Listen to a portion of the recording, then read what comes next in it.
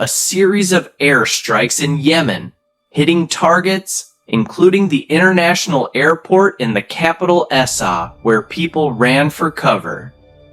Israel's Prime Minister Benjamin Netanyahu said the raids were part of a campaign of retaliation, which was only just starting for recent strikes on Israel by Yemen's Houthi fighters who were backed by Iran.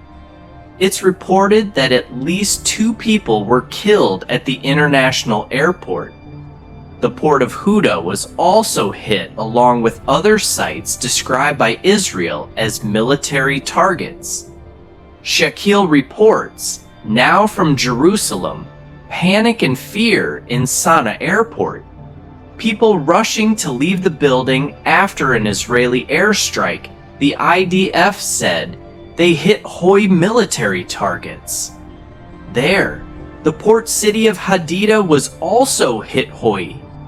Officials said the strikes were barbaric, a crime against the Yemen people.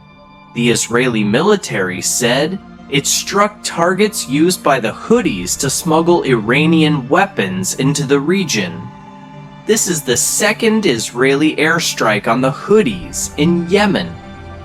In less than a week, the Houthis and the Iran-backed armed group, which controls northwestern Yemen, began their attacks shortly after the start of the Gaza war in October last year, initially targeting international shipping acting, they say in solidarity with the Palestinians.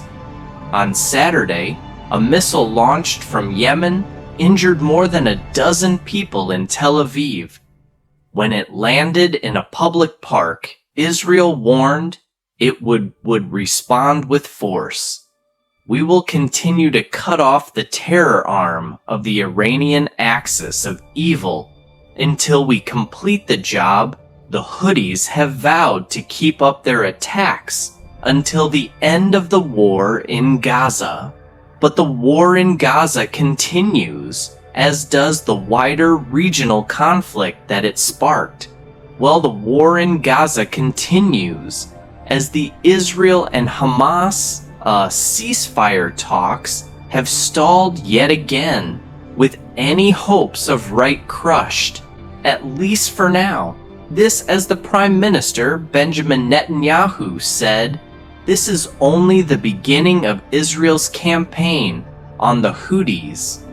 Israel says that the Houthi group will meet a similar fate to that of Hezbollah in Lebanon and Hamas in Gaza.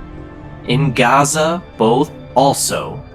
Iran-backed, both suffered devastating losses to their infrastructure, but also by the killing of their leaders. The Houthis in Yemen have vowed to retaliate. They have vowed to meet escalation with escalation.